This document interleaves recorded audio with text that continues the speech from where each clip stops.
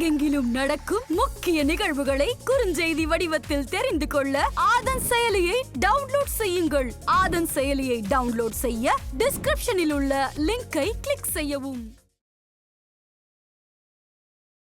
உண்மையிலே இந்த மாதிரியான நேர்கோட்டில் இருக்கக்கூடிய தெய்வங்களை அடிக்கடி வணங்கணும், இல்லை அடுத்தடுத்து வணங்கணும் அப்படின்னா நல்லது நடக்குமா சார்? அதீத பிரச்சனைகள் ஏதாவது இருந்தாங்கன்னா அவங்களுக்கு எல்லாமே வந்து இந்த மாதிரியான ஒரே நேர்கோட்டில் இருக்கக்கூடிய ஒரு கோயில்களை சந்தித்தோம் என்றால் கண்டிப்பான முறையில் கடன் ரீதியான பிரச்சனைகளை தீர்க்க வேண்டும் என்றால் உங்களுக்கு வந்து லட்சுமி நரசிம்மருடைய சன்னதிகள் அப்படின்னு பார்த்தோம்னா அது முதல்ல பூவரசன் குப்பம் போகணும், அதுக்கப்புறம் சிங்கிரி, அதுக்கப்புறம் வந்து அபிஷேக பாக்கம், அது ஒரே நேர்கோட்டில் இருக்கக்கூடிய கோயில்கள். திருமணமாகிறதுலேருந்து குழந்தை பேரிலிருந்து கடன் பிரச்சனை இந்த மாதிரியான எல்லா விஷயத்திலுமே தீர்க்கக்கூடிய மிக எளிதாக ரீச் பண்ற மாதிரியான நம்ம சென்னைக்குள்ளேயே இருக்கிற மாதிரியான ஒரு கோயில்களும் இருக்குன்னு வச்சுக்கோங்க. 1300 1400 இயர்ஸ் முன்னால் அவங்க நிறுவிய அந்த காளியை வழிபட்டால் அனைத்து விதமான செய்வினை தீவினை கோளாறுகளும் நான் இப்ப சொல்ல போற இந்த ஒரு 3 கோயிலுக்கு போயிட்டாங்கன்னா அந்த 9 கிரகங்களுக்கு உண்டான பிரச்சனைகளுமே தீர்ந்துரும்னு வச்சுக்கோங்களேன். அந்த அளவுக்கு பவர்ஃபுல்லா தான் இருக்கு. இந்த முருகரை தரிசித்தோம்னா எல்லா விதத்திலுமே பலன் தரும். ஏன்னா முருகர் வந்து சுயம்புமூர்த்தி. கோயில்ல இன்னும் வந்து பார்த்தோம்னா ரகசிய பாதாள அறை இருக்கிறது. முதல்ல கைலாசநாதர் கோவில், அடுத்து நித்திய கல்யாண பெருமாள் கோவில், மூணாவது வந்து திருப்போரூர் கோவில். இந்த ஆர்டர்ல தான் போகணுமா? ஸோ அப்போ அந்த 3 வந்து இந்த வரிசை கிரமமாக போனான்னா ஈசானியத்திலிருந்து ஆரம்பித்து குபேர மூலையில் முடித்தார் என்றால் அவர்கள் எந்த விதமான விஷயங்களை மனதில் நினைத்திருந்தாலும் அந்த விஷயங்கள். ஆதன் ஆன்மீகம் நேயர்களுக்கு வணக்கம். தொடர்ந்து நாம ஆன்மீகத்துல என்ன மாதிரியான விஷயங்கள் செஞ்சா நம்ம வாழ்க்கையில அடுத்த கட்டத்துக்கு முன்னேறலாம் அப்படின்னு சொல்லிட்டு தொடர்ந்து நிறைய பதிவுகளை பார்த்துட்டு இருக்கோம். அந்த வகையில இன்னைக்கு நம்ம யாரை சந்திக்க போறோம் அப்படின்னு பாத்தீங்கன்னா தாந்திரிக ஜோதிடர் வாமனன் சேஷாத்ரி அவர்களை தான் சந்திக்க போறோம். வணக்கம் சார். நமஸ்காரம். எப்படி சார்? நல்லா. Okay sir. சார், நான் ஆன்மீகத்தில் வந்ததுலேருந்து நான் நிறைய விஷயங்கள் பார்த்துட்ருக்கேன். ஒரே நேர்கோட்டில் இருக்கக்கூடிய அடுத்தடுத்த கோவில்களுக்கு போயிட்டு கடவுளை வணங்கணும் அப்படின்னா நல்லது அப்படின்னு சொல்கிறாங்க. இந்தியா அளவில் பார்த்தீங்கன்னா 108 சிவன் கோவில் ஒரே நேர்கோட்டில் இருக்குன்றாங்க. ஓம்ன்ற வடிவில் வந்து முருகன் கோவில் இருக்குன்றாங்க. இந்த மாதிரி எல்லாம் நிறைய விஷயங்கள் நம்ம கேட்டுட்ருக்கோம் சார். உண்மையிலே இந்த மாதிரியான நேர்கோட்டில் இருக்கக்கூடிய தெய்வங்களை அடிக்கடி வணங்கணும், இல்லை அடுத்தடுத்து வணங்கணும் அப்படின்னா நல்லது நடக்குமா சார்? அதீத பிரச்சனைகள் ஏதாவது இருந்தாங்கன்னா அவங்களுக்கு எல்லாமே வந்து இந்த மாதிரியான ஒரே நேர்கோட்டில் இருக்கக்கூடிய ஒரு கோயில்களை சந்தித்தோம் என்றால் கண்டிப்பான முறையில் ஒரு அதிக பலமையான பலன் தரும் அப்படின்ற மாதிரியான விஷயம் தான் நம்ம வந்து சொல்லியிருக்காங்கன்னு வச்சுக்கோங்க. இதற்காகவே அந்த காலத்தில் இருக்கக்கூடிய அரசர்கள் அந்த மாதிரியான ஒரு முறையாக வைத்திருந்தார்கள்.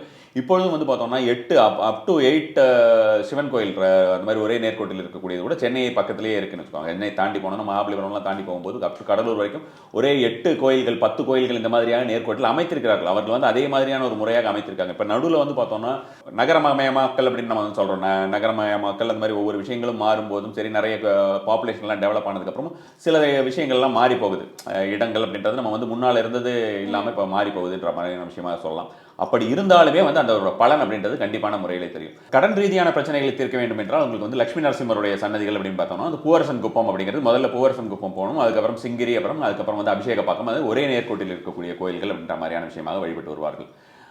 எல்லா பிரச்சனையுமே தீரலாம் அப்படின்ற மாதிரியான விஷயம். அதாவது ஒரு மனிதர்கள் எடுத்தாங்கன்னா அவங்களுக்கு வாழ்வாதார பிரச்சனையிலிருந்து அவர்களுக்கு திருமணம் ஆகிறதுலேருந்து குழந்தை பேரிலிருந்து கடன் பிரச்சனை இந்த மாதிரியான எல்லா விஷயத்திலுமே தீர்க்கக்கூடிய கோயில்களும் வந்து மிக எளிதாக ரீச் பண்ற மாதிரியான நம்ம சென்னைக்குள்ளேயே இருக்கிற மாதிரியான ஒரு கோயில்களும் இருக்குன்னு வச்சுக்கோங்களேன். இப்போ நம்ம வந்து பார்த்தோம்னா கோவளம் இருக்கிறது. இந்த கோவளத்தில் இருக்கக்கூடிய கைலாசநாதர் கோயில், கைலாசநாதர் நிறைய பேருக்கு கோவளம்னா பீச் தான் தெரியும். கைலாசநாதர் கோயில்ங்கிறது பார்த்தீங்கன்னா 13ஆம் நூற்றாண்டுக்கு முன்னாலேயே வந்து இருக்கக்கூடிய ஒரு கோயில். இந்த கோயிலில் ரொம்ப விசேஷமானது சிவன் அப்படி மட்டும் கிடையாது. இதில் வந்து பார்த்தோம்னா உள்ளே உங்களுக்கு குபேர விநாயகர்னு இருக்காரு. ஸோ பண ரீதியான குபேர விநாயகர். ஸோ குபேர விநாயகர்னு இருக்காரு. அதே மாதிரி வந்து பார்த்தோம்னா உங்களுக்கு ஒத்தக்கொம்பு விநாயகர்னு சொல்லுவாங்க. ஒத்தக்கொம்பு விநாயகரும் இந்த ஒரு கோயிலில் இருக்காங்கன்னு வச்சுக்கோங்களேன். அதீத கலை சிற்பங்கள் நிறைந்த கோயில், நிறைய விஷயங்கள் நிறைந்த கோயில். உள்ளேயே பெருமாளும் இருக்காங்க. இந்த கோயிலுக்குள்ள காளியும் இருக்கிறார். அந்த காளி, அந்த உக்கிரகாளி அந்த காலத்தில் வந்து கிட்டத்தட்ட ஒரு 1300 1400 இயர்ஸ் முன்னால் அவங்க நிறுவிய அந்த காளியை வழிபட்டால் அனைத்து விதமான செய்வினை தீவினை கோளாறுகளும் நீங்கும் அப்படின்ற மாதிரியான விஷயமாக சொல்லி வைத்திருக்கிறார்கள். இங்கே இருக்கிற சிவனும் அதீத சக்தி வாய்ந்தவர்னு வச்சுக்கோங்களேன். இந்த கோயிலில் வந்து பொறுத்த வரைக்கும் பார்த்தோம்னா எண்ணெய், அந்த சுவாமிக்கு செய்யறதுக்கு எண்ணெய் காப்பு அப்படின்ற மாதிரியான விஷயத்தை கொடுத்தோம் என்றால் எல்லா வித பலனும் தரக்கூடியதாக இருக்கும். இந்த கோயிலை பொறுத்த வரைக்கும் நம்ம கிரக ரீதியாக ஏதாவது ஒரு விஷயம்னு பார்த்தோம்னா இந்த சனி ரீதியாகவும் குரு ரீதியாக, இப்போ வந்து குரு வந்து வருஷம் அவருடைய ஜென்ரல் டிரான்சிட்னு எடுத்துக்கிட்டாலும் சரி, அவரோட வந்து பொதுவாகவே வந்து ஜாதகத்தில் வந்து குரு வந்து பாதகாதிபதியாகவோ அல்லது மாரகாதிபதியாகவோ இருக்கிறார் அப்படின்ற மாதிரியான விஷயமாகவும் எடுத்துக்கொண்டாலும் கண்டிப்பான முறையிலே இந்த குரு ரீதியாக இருக்கக்கூடிய பிரச்சனைகள் எல்லாமே நமக்கு வந்து தீரும். இந்த கோயிலுக்கு போனோம்னா சனி ரீதியாக இருக்கக்கூடிய பிரச்சனைகளும் தீரும். அதே போல் வந்து பார்த்தோம்னா விநாயகர் 2 வெவ்வேறு வடிவத்திலேயும் இருக்கிறார், ரொம்ப பலன் தரக்கூடிய வடிவத்திலே இருக்கிறார் அப்படின்ற மாதிரியான விஷயமாக பார்க்கும்போது நம்ம வந்து கேது ரீதியான பிரச்சனைகளும் கண்டிப்பான தீரும். அம்பாள் ரொம்ப விசேஷமான சக்தி கொண்டவர் இந்த கோயிலுடைய அம்பாள். நமக்கு வந்து சந்திரன் ரீதியான பிரச்சனைகளுமே தீரும். பொதுவாக இந்த 3 கோயில் நான் இப்போ சொல்ல போகிற இந்த ஒரு 3 கோயிலுக்கு போயிட்டாங்கன்னா ஒரே நாளில் அவங்க போயிட்டு வந்துட்டாங்கன்னா ரொம்ப ஈஸி. ஒரு நாள் கூட தேவைப்படாது. காலையில் போனாங்கன்னா அவங்க மத்தியானம் வந்துடலாம். அந்த மாதிரியான கோயில்கள் தான் அருகருகே இருக்கக்கூடிய ஒரே நேர்கோட்டில் இருக்கக்கூடிய கோயில்கள். இந்த கோயில்களுக்கு போயிட்டு வந்தால் அவங்களுக்கு அந்த 9 கிரகங்களுக்கு உண்டான பிரச்சனைகளுமே தீர்ந்துரும்னு வச்சுக்கோங்களேன். அந்த அளவுக்கு பவர்ஃபுல்லாக தான் இருக்கும். ஒவ்வொரு கோயிலுடைய ஒரு விஷயமே நம்ம வந்து சொல்லும்போது அந்த மாதிரியான ஒரு விஷயமா தான் இருக்கும். அதுக்கப்புறம் வந்து பார்த்தோம்னா இந்த கோயிலில் வழிபட்டுட்டு கண்டிப்பான முறையில் அவர்கள் எண்ணெய் கொடுக்க வேண்டும். அவங்க வந்து காப்புக்கு அவங்க எண்ணெய் காப்பு சிவனுக்கு பண்ணுறதுக்கு வச்சுக்கிறது மாதிரி கொடுத்தாலும் சரி, நல்லெண்ணெய் சுத்தமான நல்லெண்ணெய் கொடுக்கறது. அந்த உங்களுக்கு வந்து அன்ரிஃபைன்டு ஆயில்ஸ் எல்லாம் நிறைய வச்சுட்டு இருக்காங்க. அந்த மாதிரியான எண்ணெய் எல்லாம் கொடுக்காம நல்லது கொடுக்குறது. நம்மளுக்கு என்ன நம்ம வீட்டில் யூஸ் பண்ணுவோமோ அது மாதிரியான ஒரு எண்ணெய்கள் கொடுப்பது அப்படின்றது. அடுத்ததாக இந்த கோயில் முடிந்தவுடன் பார்த்தோம்னா நேராக வந்து இந்த கோயில் இன்னொரு விசேஷம் என்னன்னு பார்த்தோம்னா ஈசானிய மூலையில் இருக்குதுன்னு வச்சுக்கோங்களேன். இந்த கோயில் ஈசானிய மூலையில் இருக்கக்கூடிய கோயில்களுக்கு அதீத பலன் தரக்கூடிய ஒரு இருக்கும். இப்போ நம்ம பார்க்க போகிறது வந்து பார்த்தோம்னா ஈசானியத்திலிருந்து குபேர மூலை வரைக்கும் இருக்கக்கூடிய கோயில்களை தான் பார்க்க போகிறோம். இந்த கோயிலுக்கு அடுத்தது பார்த்தோம்னா நடு சென்ட்ரல் இந்த கோயிலிருந்து போகும்போது பார்த்தோம்னா நித்திய கல்யாண பெருமாள். இந்த நித்திய கல்யாண பெருமாள் கோயிலில் உங்களுக்கு எல்லாருக்குமே தெரிஞ்ச விஷயமா தான் இருக்கும். அவர்களுக்கு பார்த்தோம்னா தினமுமே அவர்களுக்கு வந்து அந்த கோயிலில் இருக்கக்கூடிய பெருமாளுக்கு திருமணம் அப்படின்ற மாதிரியான விஷயமாக 360 நாளுமே திருமணம் இருக்கும். அந்த கோயிலுக்கு யார் வந்து திருமணத்துக்காக அப்படின்ற மாதிரியான விஷயமா போச்சுனாலும் பார்த்தோம்னா அவங்களுக்கு வந்து கண்டிப்பான முறையில் இருக்குது. இது நான் வந்து என்னுடைய ஒரு அனுபவத்திலேயே நான் வந்து பார்த்த விஷயம். நிறைய பேருக்கு அந்த மாதிரி சொல்லி அவங்க போய் பண்ணிட்டு அவங்களுக்கு திருமணம் 40 வயசில் 42 வயசில் ஆகாதவங்கலாம் பண்ணுவாங்க. பர்டிகுலராக அவங்கள இந்த மாதிரியான ஒரு 3 கோயில்களுக்குமே போய் வர சொல்லணும். இந்த ஒரு கோயிலுக்கு மட்டும் தான் நிறைய பேர் போவாங்க. அதுக்கப்புறம் வந்து பார்த்தோம்னா நான் ஒரு வருஷம் போயிட்டு வந்துட்டேன், அதனால எனக்கு வந்து உடனடியாக எனக்கு பலன் கிடைக்கல, நான் என்ன தேடிட்டு இருக்கேன்லாம் சொல்லுவாங்க. இந்த மாதிரியாக இந்த கோவிலிலே இருக்கக்கூடிய ஒரு சூட்சுமத்தை எடுத்துக்கொண்டு அவர்கள் செய்து வந்தார்கள் என்றால் அவர்களுக்கு உடனடியாக பலன் கிடைக்கும்னு வச்சுக்கோங்களேன். இப்போ நம்ம வந்து பர்டிகுலர் கிரகத்தினால் மட்டுமே கோளாறு அப்படின்னு இல்லாமல் எந்தெந்த கிரகத்தினால் இருக்கக்கூடிய கோளாறோ அத்தனை கோளாறுகளையுமே நம்ம நீக்கிக்கலாம். இந்த கோயிலுக்கு போகும்போது உங்களுக்கு பார்த்தோம்னா ராகு ரீதியாக பிரச்சனை. நிறைய பேர் வந்து ஜாதகத்தில் ராகு இருக்குமாங்க. எல்லா ஜாதகத்திலுமே ராகு இருக்கும். ஸோ இப்போ இந்த ராகு ரீதியாக அவர்களுக்கு திருமண தடை அல்லது திருமண வாழ்வில் ஏதாவது பிரச்சனைகள், டிவோர்ஸ் லெவலுக்கு போகுது, வேற ஏதாவது ப்ராப்ளம் இருந்தாலும் இந்த நித்திய கல்யாண பெருமாளுக்கு வரும். கல்யாணம் பண்ணி வைக்கிறவர் மட்டும் கிடையாது, கல்யாணம் பண்ணிக்கிட்டு அவங்க வந்து சந்தோஷமா வாழ வைக்கிறதுக்கும் உண்டான பெருமாள் தான் இந்த ஒரு பெருமாள். அதே மாதிரி வந்து பார்த்தோம்னா இந்த பூராக பெருமாள் அப்படிங்கிறதுனால ஆதிவாராக பெருமாள்னு சொல்லுவாங்க. இவரும் வந்து செவ்வாய்க்குரியவராகவும் இருப்பார், புதனுக்கு உண்டானவராகவும் இருப்பார்னு வச்சுக்கோங்களேன். அதனால அதீத பலன் தரக்கூடிய கோயிலாக இருக்கும். இந்த கோயிலில் போனால் கண்டிப்பான முறையில் நெய் கொடுப்பதுங்கிறது நல்ல ஒரு பலனை தரக்கூடியதாக இருக்கும். நெய் வந்து அவங்க வந்து உள்ள கர்ப்பகிரகத்துக்கு ஏற்றுறதுக்கோ அவங்க அந்த மாதிரி அவங்களுக்கு நிறைய பேருக்கு அந்த மாதிரி கொடுக்க முடியாத சந்தர்ப்பத்தில் இருந்தாங்கன்னா அவங்க 1-2 வந்து விளக்கேற்றி வைக்கிறதுங்கிறது நல்ல ஒரு பலன் தரக்கூடியதாக இருக்கும். இதுக்கு அடுத்தது நான் சொல்லுறது வந்து குபேர மூலையிலே இருக்கக்கூடிய கோயில். இந்த குபேர மூலையிலே இருக்கக்கூடிய கோயில்ங்கிறது இந்த கோயிலை பற்றி நிறைய பேருக்கு தெரியாது. இது வந்து திருப்போரூர் முருகர் கோயில். திருப்போரூர் முருகல் கோயில் வந்து குபேர மூலையில் இருக்கக்கூடிய கோயில். ஈசானியத்திலேருந்து குபேரர் வரைக்கும் நம்ம வந்து அப்படியே போயிடுறோம். ஸோ குபேர மூலையில் இருக்கக்கூடிய கோயில் அப்படின்றது மட்டும் கிடையாது. இந்த கோயிலில் போனோம்னா எல்லா விதமான இந்த முருகரை தரிசித்தோம்னா எல்லா விதத்துலையுமே பலன் தரும். ஏன்னா முருகர் வந்து சுயம்புமூர்த்தி. சிதம்பர சுவாமிகள்னு சொல்லுவாங்க. சிதம்பர சுவாமிகள் தான் வந்து இந்த இவரை வந்து முருகரை வந்து கண்டெடுத்தார். அதாவது பார்த்தோம்னா அவர் வந்து மீனாட்சி அம்மை இருக்கா இல்லையா, மதுரை மீனாட்சி அம்மையோடைய ஒரு தீவிர பக்தர். அவர் வந்து வேண்டிக்கிட்டு இருக்காரு, நான் வந்து உன்னை நேரில் பார்க்கணும் தாயே அப்படின்னு சொல்லிட்டு வேண்டிக்கிட்டு அவர் வந்து 40-45 நாளாக வந்து விரதம் இருக்கார், கடுந்தவம் இருக்கிறார். அது மாதிரியான சந்தர்ப்பத்தில் வந்து கடைசி நேரத்தில் வந்து கிட்டத்தட்ட கோமா ஸ்டேஜுக்கே போயிடுறாரு. அந்த டைமில் தேவி வந்து காட்சி அளித்துட்டு தேவியுடைய கால்களை பார்த்தாராம். அப்படியே வந்து பிரத்யட்சமாக கால்களை பார்த்துருக்கிறார். பார்த்துட்டு அவர் வந்து தேவி சொல்லியிருக்கார், இந்த மாதிரி வந்து அம்பாள் முருகர் கோயில் வந்து நிறைய பேர் பண்ணி இந்த மாதிரி திருப்பூரில் ஒரு முருகன் இருக்கிறார், அவர் தேடி கண்டுபிடிச்சு நீ கட்டு அவரை வந்து கோயில் அமைக்கணும் அப்படின்ற மாதிரியான விஷயமாக இவரும் வந்து போயிருக்கார். அப்போல்லாம் வந்து பனைமர காடாக இருந்திருக்கு. திருப்பூரூர் ஃபுல்லாக பனைமர காடாக இருந்திருக்கு. அந்த பனைமர காட்டுக்குள்ளே போனால் ஒரு பனை ஓலைக்கு அந்த ஒரு குப்பை மாதிரி கிடந்திருக்குன்னு வச்சுக்கோங்களேன். குப்பைன்னு சொல்கிறத விட அதிகமாக ஒரு மேடான பகுதியாக கிடந்திருக்கிறது அப்படின்ற மாதிரியான விஷயமாக அதற்கு அடியிலே வந்து சுயம்பு மூர்த்தியாக கிடைத்திருக்கிறார். அவரை எடுத்து தான் வந்து இது கோயில் பண்ணாங்களா. இந்த கோயிலில் இன்னும் வந்து பார்த்தோம்னா ரகசிய பாதாள அறை இருக்கிறது. சிதம்பர சுவாமிகள் இருக்காரு. அந்த சிதம்பர சுவாமிகளுடைய இதுவும் வந்து பார்த்தீங்கன்னா சித்தர் பீடமும் பக்கத்திலே இருக்குது. சிதம்பர சுவாமிகளுடைய பீடத்திற்கும் இந்த கோயிலுக்கும் பக்கத்திலே ஒரு சிவன், மலை மேலே ஒரு சிவன் இருக்கிறார். அவன் அந்த 3 கோயிலுக்கும் கனெக்ட் பண்ணுற மாதிரியான ஒரு பாதாள அறை இருக்கிறது. இன்னும் பார்த்தீங்கன்னா பூட்டி வச்சிருப்பாங்க. பாதாள அறைன்னு போட்டு பூட்டியே வச்சிருப்பாங்க. யார் போனாலும் கண்ணால் பார்க்கலாம். அதே போல் நம்மளுடைய இந்த நம்ம திருப்போரூர் கோயிலே போனாலும் அந்த ஒரு விஷயத்தை பார்க்கலாம் வச்சுக்கோங்களேன். ஏன்னா இந்த முருகன் வந்து சாதாரண விஷயம் கிடையாது. நம்மளுக்கு வந்து எந்த ஒரு விஷயத்தை கேட்டாலுமே உடனடியாக கொடுக்கக்கூடிய முருகன் அப்படின்ற மாதிரியான விஷயமா குபேர மூலையில் இருக்கனால பண ரீதியான விஷயங்கள் எல்லாமே நமக்கு வந்து சக்ஸஸ்ஃபுல்லாக இருக்கும் அப்படின்னு சொல்லலாம். சுக்கர ரீதியான விஷயங்கள் எல்லாமே நமக்கு வந்து கண்டிப்பான முறையில், ஏன்னா சுக்கரனோட வெரி மச் கனெக்டட் இவரை பொறுத்த வரைக்கும், முருகரை பொறுத்த வரைக்கும். ஸோ அதனால சுக்கர ரீதியான பலன்கள் நடக்கும் அப்படின்ற மாதிரியான விஷயமும் சொல்லலாம். அதே போல் வந்து பார்த்தோம்னா உங்களுக்கு செவ்வாய் ரீதியாக முருகன் அப்படின்னாலே செவ்வாய், முருகரே வந்து பார்த்தோம்னா அவர் என்ன சொல்லுவார்னா இந்த திருப்போரூர் பொறுத்த வரைக்கும் திருச்செந்தூர் வந்து கடல் வழியாக அவர் வந்து போர் புரிந்த இடம், திருப்பரங்குன்றம் அப்படிங்கிறது வந்து தரை வழியாக போர் புரிந்த இடம், திருப்போரூர்ங்கிறது வந்து பார்த்தோம்னா வானத்தின் வழியாக போர் புரிந்த இடம் அப்படின்ற மாதிரியான விஷயம். அதனால வந்து இந்த நம்ம வந்து வானத்தை அந்த அந்த ரீதியாக அவர் போர் புரிந்திருக்கார் அப்படின்னு சொல்லும்போது எலிமெண்டல் ரிலேட்டடாக நம்ம வந்து பஞ்சபூத சக்திகள் அப்படின்ற மாதிரியான விஷயம் பார்க்கும்போது ஆகாயத்தை குறிக்கக்கூடிய ஒரு கோயிலாகவும் இந்த ஒரு கோயில் இருக்கிறது. அதீத சக்தி வாய்ந்த கோயில். இந்த 3 கோயில்களுக்குமே ஒரே நாளில் போயிட்டு வருது. திருப்பூரூர் பொறுத்த வரைக்கும் பார்த்தோம்னா இதுக்கு நம்ம நாள்லாம் தேர்ந்தெடுத்துக்க வேண்டாம். நம்ம வந்து செவ்வாய்க்கிழமை போகணும், வியாழக்கிழமை போகணும். இந்த கோயில்கள் எல்லாமே வந்து ஒரே நேரத்திலே போய் தரிசிக்க வேண்டும், அவ்வளோதான். ஒரு கோயில் மாற்றி இன்னொரு கோயில், அதுக்கப்புறம் இந்த மாதிரி வரிசை கிரமமாக போக வேண்டும். திருப்பூரூர் பொறுத்த வரைக்கும் நம்ம அங்கே உள்ள போயிட்டு இழுப்பெண்ணெய் தீபம் ஏற்றி வைப்பது நல்ல ஒரு பலனை கொடுக்கக்கூடியதாக இருக்கும். இந்த 3 கோயிலுக்கு போயிட்டு வந்ததுக்கப்புறம் அவங்க வெளியில் வந்து ரொம்ப பசித்திருப்போருக்கு, அதாவது பொதுவாக இந்த மாதிரியான கோயில்கள்லாம் அவங்க ரெகுலராக நிறைய பேர் வாங்கி சாப்பிட்டாலும் அவங்க ஏதாவது கொடுக்குறாங்கிறதுக்காகவே நிறைய பேர் சேர்ந்திருப்பாங்க.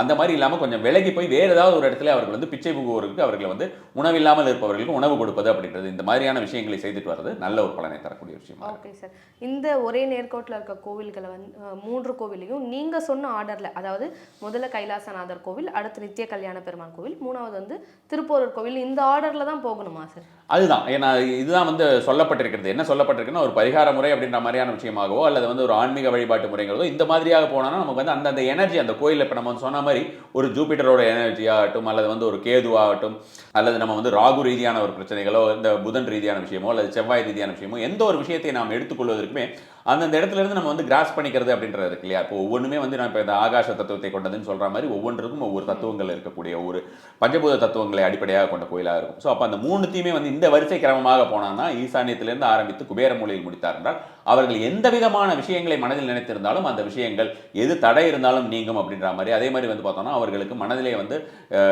மனதிலே நடக்க முடியாத விஷயம் அப்படின்னு நினைத்திருக்கக்கூடிய விஷயம் கூட கண்டிப்பான முறையில் நடக்கும்.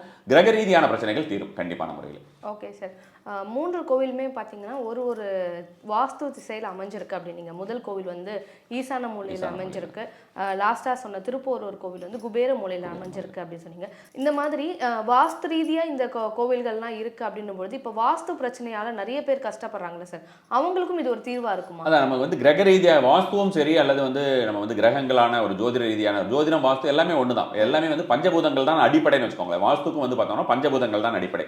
அதே போல் ஜோதிடத்துக்கும் பஞ்சபூதம் தான் அடிப்படை. அந்த பஞ்சபூதத்தை விட்டு நம்ம அதுக்கு அடுத்து தான் வந்து ராசி லக்னம் இந்த மாதிரியான விஷயங்களாக தசாபுத்தின்னு போயிட்டோம். அது மாதிரியான விஷயமா நமக்கு பழக்கப்பட்டோம். ஆனால் இதுக்கெல்லாம் அடிப்படை அப்படிங்கிறது பஞ்சபூதங்கள் தான். நம்ம இயக்கி கொண்டிருப்பது பஞ்சபூதங்கள் தான். ஸோ அப்போ அந்த பஞ்சபூத சக்தியை கண்ட்ரோல் பண்ணக்கூடியது, அதாவது கண்ட்ரோல் அப்படின்னு சொல்றதை விட பேலன்ஸ் பண்ணக்கூடியதுன்னு சொல்லணும், அதுதான் சரியான வார்த்தையாக இருக்கும். பஞ்சபூத சக்தியை பேலன்ஸ் பண்ணக்கூடிய ஒரு விஷயம், அதன் மூலமாக நமக்கு நடக்கக்கூடிய நன்மை தீமைகளை பேலன்ஸ் பண்ணக்கூடிய விஷயமாக இந்த கோயில் கண்டிப்பான முறையில் இருக்கும். வாஸ்து கோளாறு இருந்தால் அந்த ரீதியாக அவர்கள் வந்து பிரார்த்தனை செய்து கொள்ளலாம், அது கண்டிப்பான முறையில் அவங்களுக்கு தீர்றதா இருக்கும். வேறு ஏதாவது அவர்களுக்கு கடன் ரீதியான பிரச்சனை இருக்குது, அதனால கடன் தீரணும் அப்படின்ற மாதிரி பிரார்த்தனை செஞ்சாலும் சரி, 3 கோயில்களுக்குமே அந்த பிரார்த்தனையை வைக்க வேண்டும். அவர்கள் எந்த ஒரு பிரார்த்தனையை முதல் கோயிலில் வைக்கிறார்களோ அதே ரீதியான பிரார்த்தனையை அவர்கள் 3 கோயிலுமே வைக்கணும். இதெல்லாம் அந்த சூட்சமே இருக்கு. அவங்க வந்து முதல்ல ஒரு கோயிலில் போய் ஏதாவது ஒரு பிரார்த்தனைகளை வைத்து விட்டு 2வது கோயிலில் வேறு ஏதாவது ஒரு விஷயம், 3வது கோயில் வேறு ஏதாவது விஷயம்னா அது நடப்பதற்கு டிலே ஆகும். நமக்கு வந்து உடனே அது நடக்காதுன்றது கிடையாது, டிலே ஆகும்.